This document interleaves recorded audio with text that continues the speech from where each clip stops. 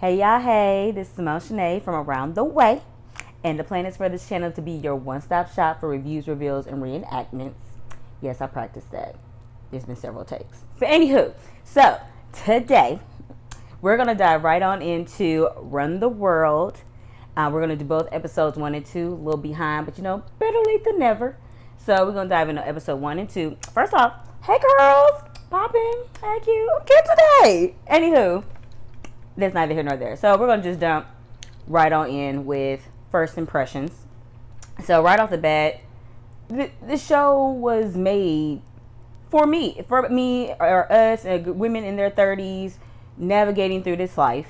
And first impressions right off the bat is, yes, there's a little vibe of Sex in the City. I'm one of the girls that watch Sex in the City, but that's okay, because if they can take the idea of living single to create friends, I am completely fine, and y'all should be fine with them taking the idea of Sex and the City to create Run the World. So that's my little soapbox moment. Episode 1, Phenomenal Woman. Yes, Maya Angelou, love you boo. So Phenomenal Woman, we get it right set up. We get set up and see the crew. We see the crew. So we get introduced to the crew. We have Ella, Sondi, Renee, and Whitney, and they are celebrating and drinking and just having a good time out in Harlem, doing their little girls thing. And we start to get introduced to their dynamic and to who they are as a group and a group of friendship. So off the bat, all the feels, because Ella kind of takes on that Carrie role from like Sex and the City. Like, she's a writer. They kind of introduce her and say she's a failed writer. Well, not failed writer, but I guess a failed author. Her book didn't make it. This is what we know so far. And she's going back to her old job at Hot Tea Digest, where our home girl, Maxine Shaw, is the boss. She's going to be called Maxine Shaw. I'm not going to call her Barb or whatever her name is in there. It's Maxine Shaw. She made a career change from being a lawyer. Now she's an editor of this Hot Tea Digest. I guess Khadijah put her on. It's Maxine Shaw. So we see this dynamic. Ella waking up, she's a little running late, and then we have her talking to Renee. Renee's her early bird. We find out that she is married, and she's not having the right type of morning. She's waiting at the bodega trying to get her sandwich to start her day off, and here comes this Karen being all up in her business and keep bumping into her. And I feel her pain, because I'm the type of person that don't start one won't be nothing. If you don't do nothing to me, I'm not gonna come for you. Whatever. But so she kind of bumped into her, and she's like she sees me standing here, like what's the problem? And they even have that conversation of we invisible to white folks. And so they continue carrying on that conversation about how back in their 20s they was able to get drunk and have fun or whatever like that, and then like pop drink a Red Bull, quoting Ella, and get back to business. And I'm telling you, this show is addressing every conversation I have with my group of friends. We say this every time. Every time we say we can't drink late no more. We can't stay up late no more. Like, this is too much. Like, we can't do this no more like we used to. Like, you have a few drinks. We need to break this up and wait another couple weeks before we do this thing again. Hell, a month. So when she said that, I felt all of that. Like, you're right. When you're 30s, you can't bounce back like you used to. But anywho, so then back to Renee. They on this type of conversation while Ella's getting ready for work, running a little behind. Renee's still trying to get her sandwich at the bodega. And then finally, the man finally puts her sandwich, bacon, egg, and cheese, whatever. And the white woman had a nerve to try to reach for her sandwich. And that was it. That was it for Renee. She's like, that's my sandwich, because she's been waiting for her sandwich. And she looked dead at her and was like, I'm a woman, phenomenal woman, that's me. And I lost it, because one, Maya Angelou is my Lou, I go back and forth, whatever you want to say it, she my boo. And so I was like, what? And then the fact that Ella went ahead and was like, did you just phenomenal woman her? She's like, I did. She shouldn't have got me angry so early in the morning. I'm like, I'm about to use that. I am about to use it. See me in these streets. I'm a phenomenal woman, you. Anywho, so that's our little introduction to that. And we kind of already touched on like Ella going to hotteadigest.com. So she talking to Maxine, and she just talking about how, okay, or have you overcome this whole failure situation you had or whatever like that? Okay, cool. I just need you to cover this thing. And she straight up says, your first assignment is going to interview Soulja Boy. And I died laughing. I just like, really? Soulja Boy? Like, I felt her same pain, like, Soulja Boy? And it was just hilarious for me. But we'll touch on that, of course, when they get in the club a little later. So moving on to, so that's a little bit about Ella and Renee. Then let's touch on Sondi. Sondi, we see her, you know, getting in with her boo. And then the little girl knocking on the door like, hey, I'm up, daddy. So, you know, we see all that situation. And so then we first, in our mind, we're thinking, okay, so, you know, they're married. That's the little girl. That's their daughter. But later on we find out, okay, this is just your man you living with, and that's his daughter. So you shacking up with, you know, a man with child. The man, we later on find out, his name is Matthew. He's actually her PhD thesis advisor. So I was like, oh, well, okay, girl. Do you, if it works, clearly, okay. But anywho, but that's where we're at with that. Clearly, Sondi's very, very black. And she is all about, like, look, we're going to overcome. She over here kind of overstepping her boundaries with the daughter. She made her some skin tone ballet slippers, which I thought it was a really kind gesture. I mean, I'm with it. Like, you know, she's trying to get her in the mindset, like, okay, ballet is beautiful, but also I understand the little girl is 6. But then again, I was very much woke at an early age. So I say, share the knowledge, okay? Share the knowledge. But we'll go on with that. So we have this whole scenario, this whole cute little thing. She has a good relationship with the daughter. That's her boo thing. Moving on. So then we have them meeting again where, well, actually, let's see here. Let me go back to where Ella and Maxine had the little meeting about just how, I love how they said it's all about adapting and reinvention. And that's, I was like, Maxine, that's why you became from your lawyer to now you an editor, because Khadijah put you on, like I said. But anywho, adapt and reinvention. Sorry, I got my notes here. First of all, hard pivot for a hot second. Look how cute my notebook is. Ain't it cute? It says, guard your spirit. Look at that. Anywho, okay, back to the point. Sorry. So, moving on, like we have the ballet incident. We have the ballet incident where, okay, Sondi goes to little girl's ballet, you know, practice, and she in the back with all the other moms, and that's when we learn all the information about, oh, I'm not her mom, I'm actually dating her father, we live together, I'm in her life since she was little, la la la la la. And so then after that, she notices that she had the pink slippers on, and she was just like, oh, what happened to, you know, the ballet slippers I made you? Oh, I left those at home. As Sondi did right, she ignored it, like, okay, it's whatever. It's a little girl. She said she wore her little pink ballet slippers. She was to pay the tuition check. The daddy, Matthew, left the tuition check with her to go pay the ballet studio. So she go in there, and the director or whoever she is, like, oh, you must be Amari's mom. Amari is Matthew's daughter, the little girl we're talking about. So, oh, you must be, you know, we love Amari. We usually don't accept late tuition, but we love her. And so she about to pay the tuition. She's like, oh, we just wanted to give you information on how you can apply for a free scholarship for tuition. It's like, that won't be necessary. That I don't need that application. Here's the check. And here she comes, oh, okay, well, also the teacher wanted to give you this pamphlet about nutrition because, you know, little girls with her background. It was racist. It was racist. It was racist. And that's all I have to say about it. And so Sondi was like, oh, no, as woke as she is. Matter of fact, Sondi was just like, as woke as she is, like, she was like, nah, I'm going to need that check back. Bye. So after this situation, we see the crew. We see the crew again. So the crew back together helping Whitney. Introduce Whitney. I know I haven't talked about Whitney yet, but Whitney still getting later in episode 2. We talk about that a little bit down the line. But Whitney, we helping her get her invitations and stuff together. And, for the wedding. She about to marry this fine Nigerian man or whatever like that. So, you know, we were trying to get this wedding together. Clearly, we had a moment where she was exercising. Her mom is calling her about the wedding. And it's like, clearly, this isn't my wedding anymore. And she just want to invite everybody and whoop to whoop.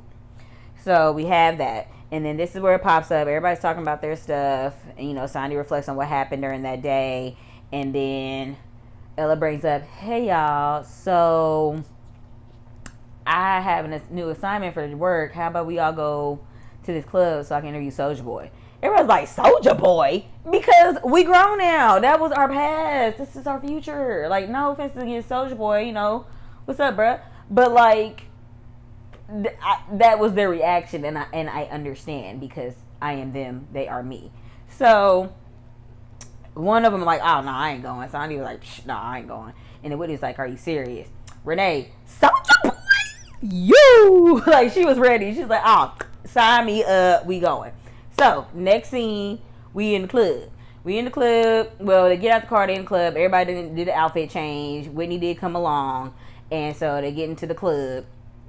And this quote from Ella is literally what signified, or, like, not signified, but it gave me so much life. Like, she said, holy 2006, we just entered a time capsule. And I fell out. Because, mind you, I graduated in 2006. So I was like, girl.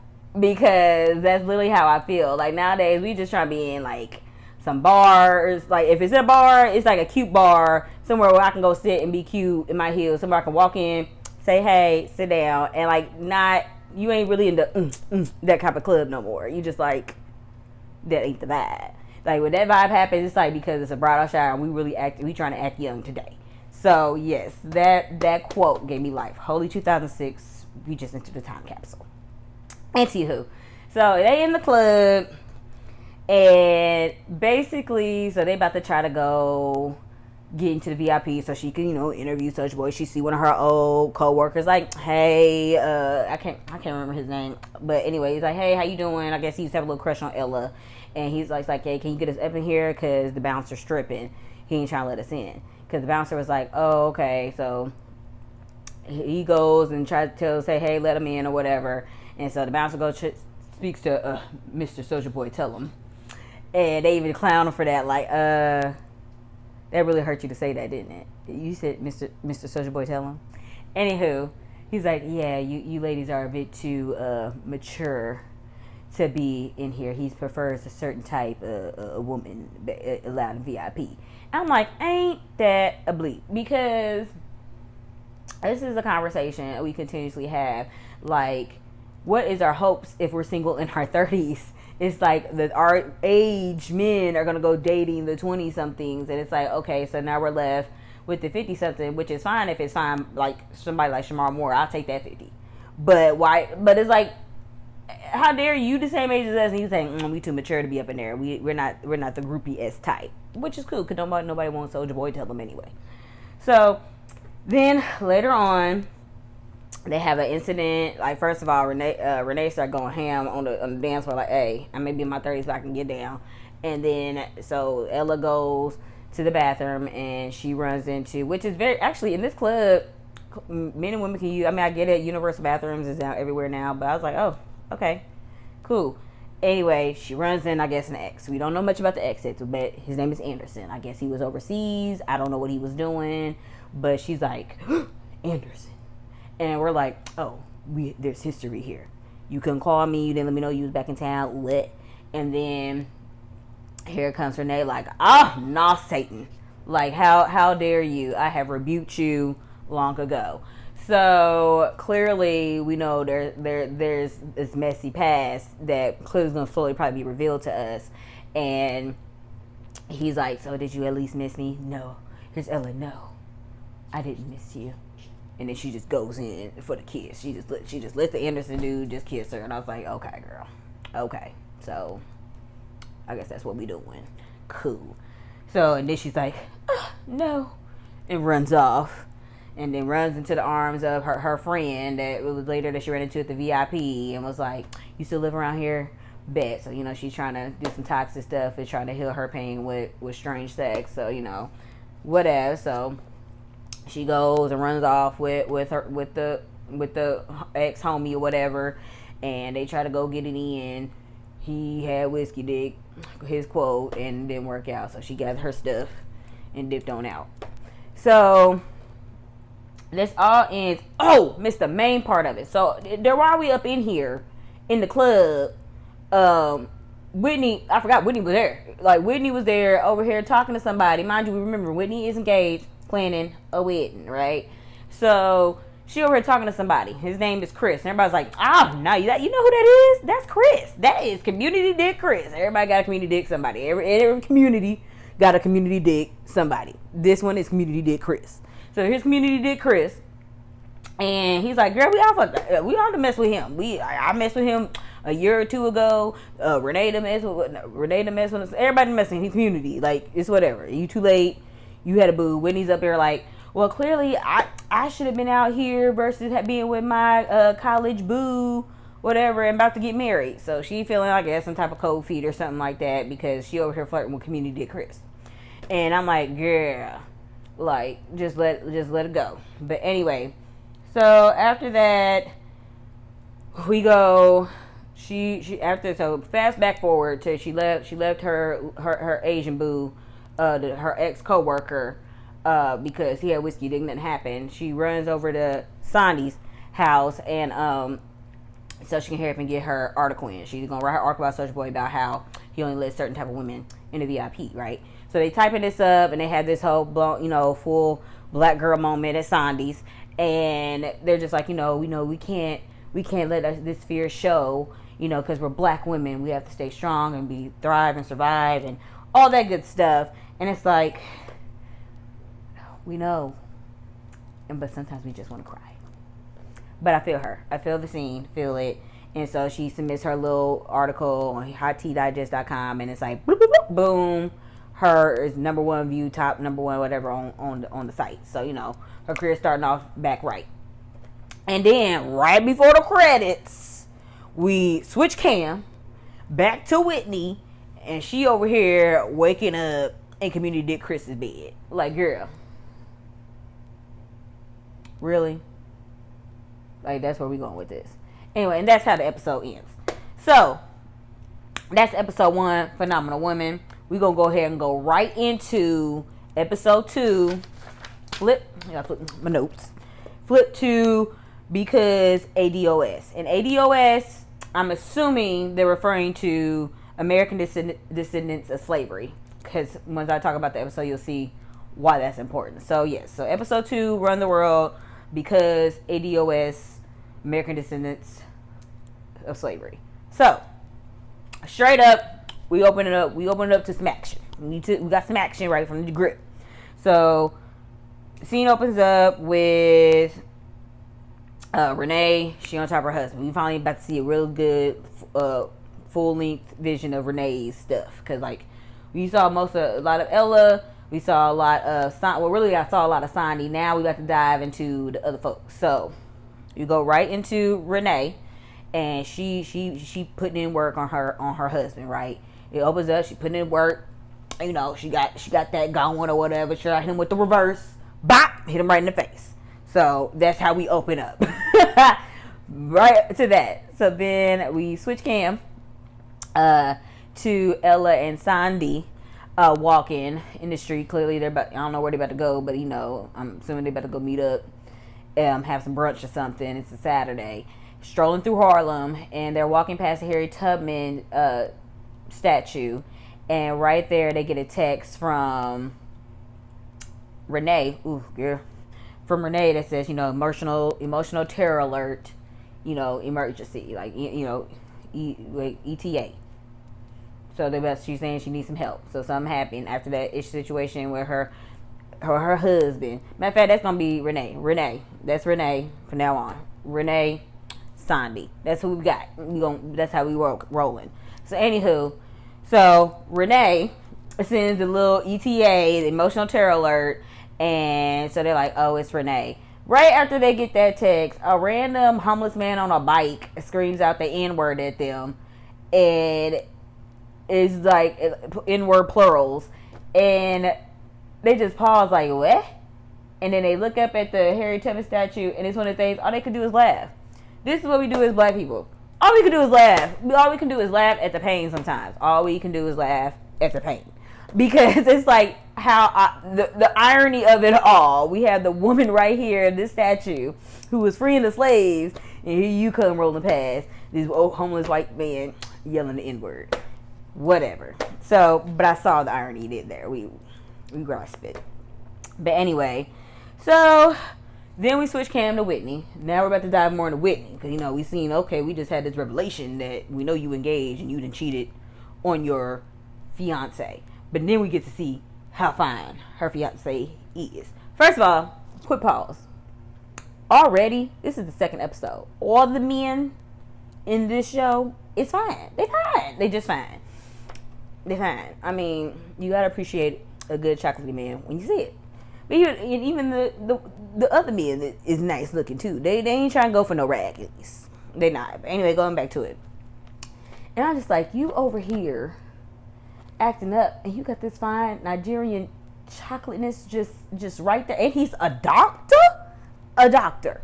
You got a fine Nigerian doctor. And you over here want to mess with community dick Chris? Okay, girl. Do you. Anywho, moving on. So she trying to plan this wedding. She on the phone with him. They having that good little time. You know, what's his name? Oh, Ole? Is it Ole? We just gonna call him O. So on the phone with O, that's the fiance's name. And, you know, they supposed to be this big dinner. She's getting introduced to his family, and she's planning for it. You know, she trying to know all the aunties' names and things. But then her boss comes in and says, oh, important client, he wants to meet with you tonight for dinner. If it was me, I would have just invited the client to the dinner. I'm like, look, we got to kill two birds with one stone. I would have tell my fiance, hey, so I'm there for you and my client. Let's come to the dinner. She didn't handle it that way. Her boss came in. He want Whitney. Whitney, you going. So, whatever. Switch cam. So, then we go into Renee. So, they meet up. Renee, Ella, and Sondi all meet up to talk with Renee about what's going on. Since she sent this ETA, right? Emergency terror alert. Emotional terror alert. So, clearly her and her husband have been going through some things. They're going through some things. And basically, I guess when they first got married, they both had steady jobs. And I got his job to her, a private equity manager, whatever they do. And he decided to quit his job to pursue managing a band. We don't know what kind of band, but managing this band. So they've been trying to, I guess, move forward with their relationship because they've been dealing with issues with that. So that's where the whole reverse cowgirl thing came, and they trying to spice it up. And so she's having this conversation with them, telling them about what's going on. While they're trying to have this conversation, the topic of having sex with white men got brought up. And I'm like, dang, like I'm telling y'all, every conversation that I've had with my friends, they're having the same conversations. Like, clearly, that's why I said the show was made for me, for us. It is what it is. And that was hilarious because it's like, have you slept with white men? Have you slept with white men? So, you know, here Sondi was like, oh yeah, you know, back in college. I'm like, Sondi. I said, well, you know, let's get out your system. And then here's Ella. No. I have not done that. She doesn't have an English accent, but that's just me. But anywho, but anyway, switch cam because Renee's like, this is about me. Like, so she's telling her issues with, like, she had with her husband. So she talks about that he had the nerve to bring up slavery, and they're like, what? Like, what you mean slavery? Like, what do you mean? And he like they didn't go back to the conversation. Like, I guess after the whole reverse cowgirl situation, it's like, so you just gonna ignore me?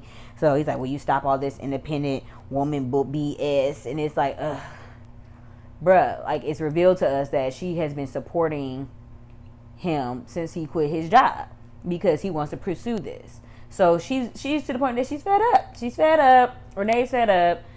That it's like, look, what are we doing here? Like, I'm putting in this work. I understand you have a dream, but then he gonna try to say this whole thing about the plight of the black man. Do you not remember slavery? First off, let me tell you something. Y'all wasn't there alone. You say the plight of the black man. Do you remember slavery? As if we wasn't part of the slavery issue. Like, we wasn't out here picking cotton and feeding babies and getting raped by massa. Like, what you mean the plight? Like we get the plight. We understand the plight of the black man. We was there. We know there's the plight. We have a plight as the black woman. Like, what you mean? Our our success is tied into the black man. I say this all the time. Like, it's a prime example of the fact, okay, presidency. It's like, okay, we have white man, finally a black man.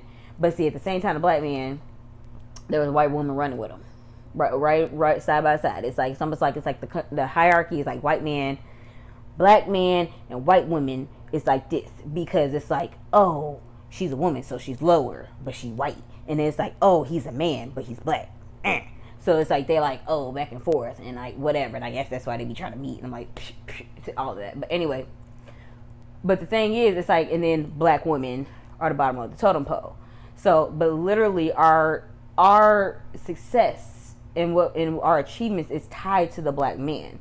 Technically, black men did have the right, had the quote unquote right to vote, but you know, all the stuff, property laws, saying if your grandpa didn't vote, whatever, all these Jim Crow laws. But it's like, technically what? And then women got the right to vote white women got the right to vote in the 1920s at the suffrage movement. So even though black men had the right to vote, they had all the Jim Crow to make sure that they couldn't vote. Hence the 1960s. Here he goes, the 1960s. And then it's like, finally, okay, 1960s, the voters' right, moved all, we try, civil rights movement to get our right to vote and everything like that. So therefore, when do we get the right? All get the right to vote. We got the right to vote together, black women and black men, because why?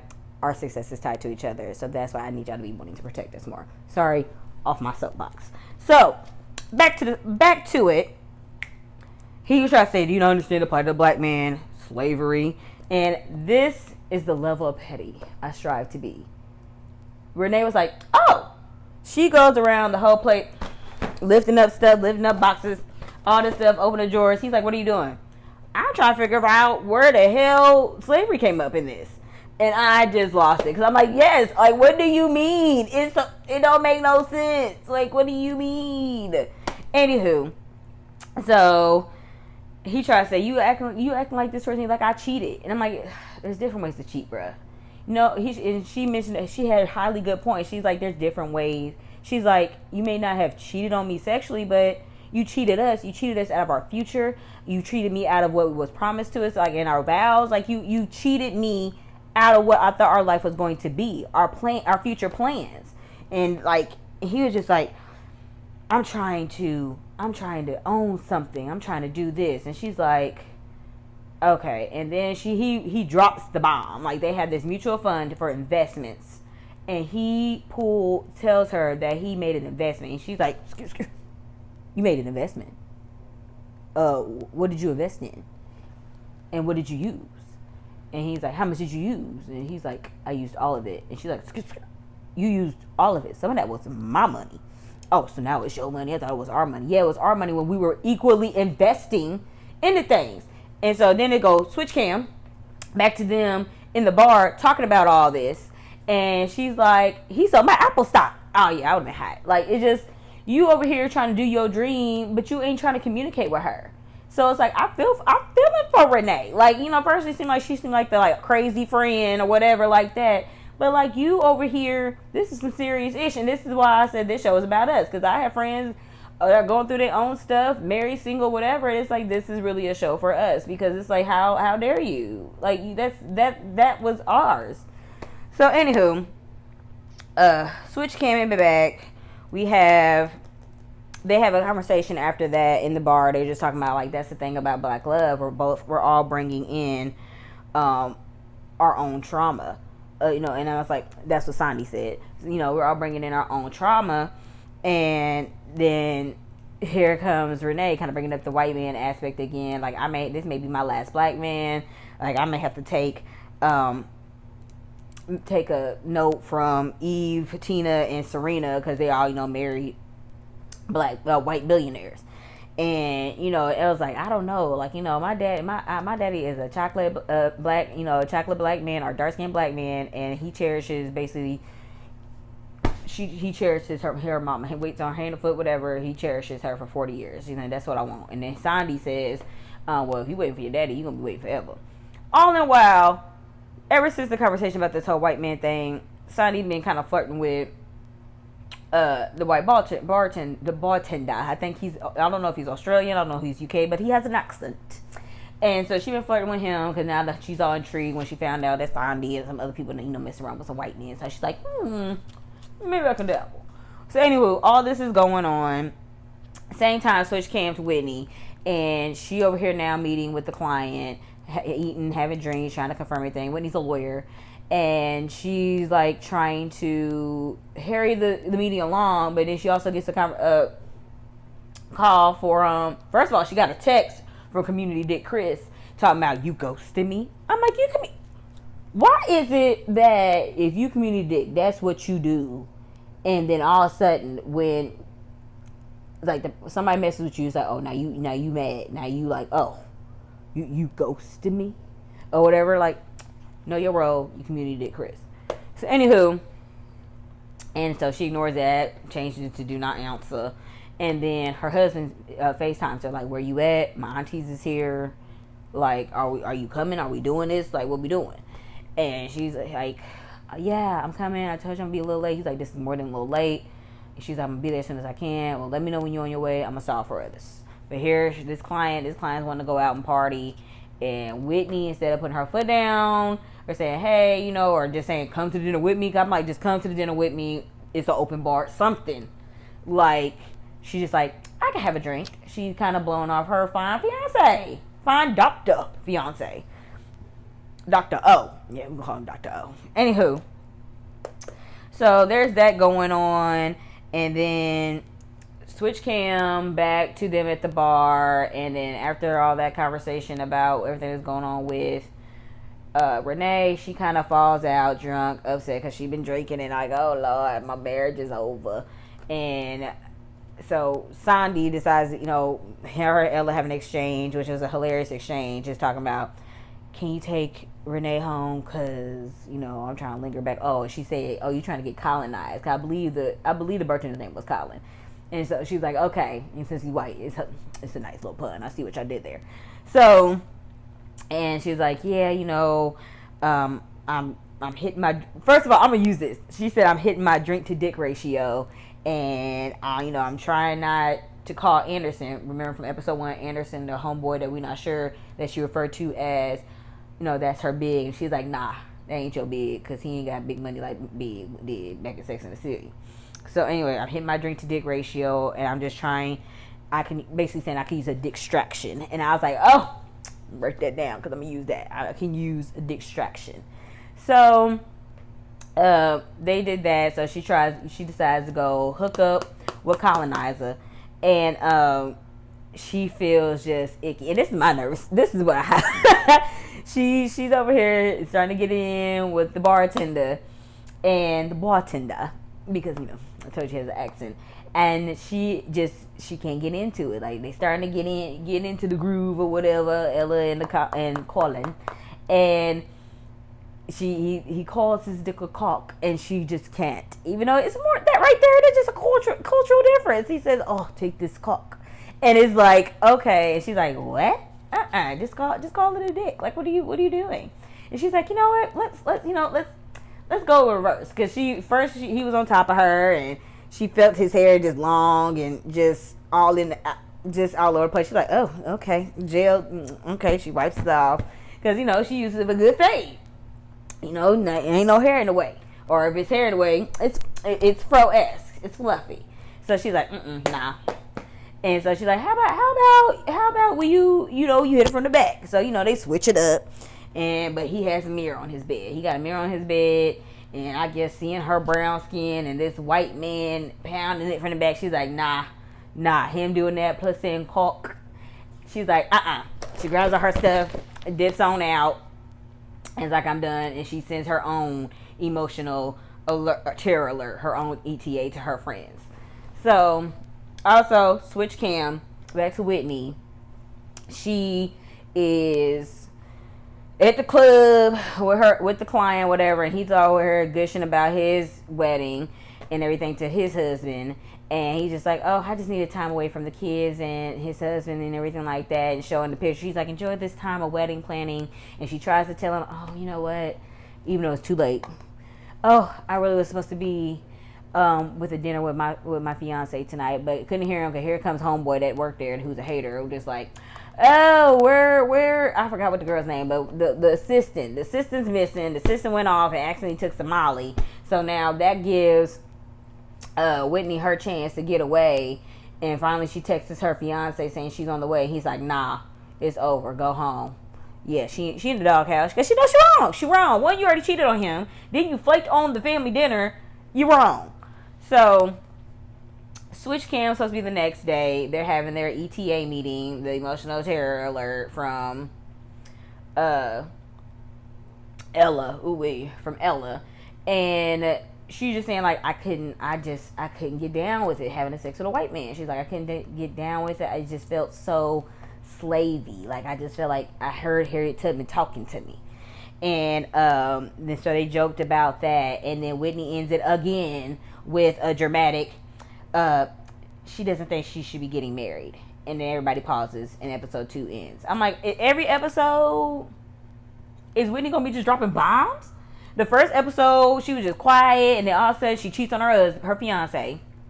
And now this episode she's like, ha ha ha, guys, I don't think I should be getting married. I'm like, pause, crickets, cued credits. I'm like, okay, girl, you hitting us with bombs, and you hitting them. I don't even know if she even told him that she cheated on him. I'm assuming probably the next episode is probably gonna talk about that. But yeah, Whitney's dropping bombs. Ella living her life. She's just trying to piece her life back together as the 30s is. Renee may be getting a divorce, and Sondi, she's just in a sticky situation, living and messing around with her thesis advisor. But all in all, overall, I'm really enjoying the show. Like, for real, I'm really enjoying the show. I'm excited to see what's next, and I'm excited to share my thoughts about it with you all. So if you like this content, give it a thumbs up, like, share, subscribe, and I look forward to introducing y'all, getting to know me a little bit more. So until then, I'll see y'all around the way.